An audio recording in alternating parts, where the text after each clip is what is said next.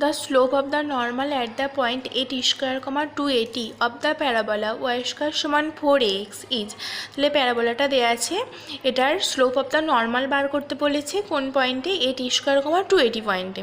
তো দেখো প্রথমে কি করছি, y স্কোয়ার সমান 4x, প্যারাবোলাটার ইকুয়েশন লিখে নিয়েছি। এবার আমাকে dy dx বার করতে হবে।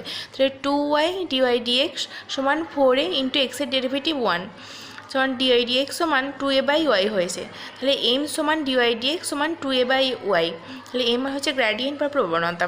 এবার 8 স্কোয়ার, 280 পয়েন্টে আমাকে mটা বার করতে হবে। তাহলে এখানে কত হয়েছে, dy dx সমান 2a বাই ওয়াই। তাহলে 2a বাই, এটা হচ্ছে x, এটা হচ্ছে ওয়াই। তাহলে 2a বাই ওয়াইটা কত, 280 সমান হচ্ছে 280 উপর নিচে কেটে গেছে 1/t হয়েছে।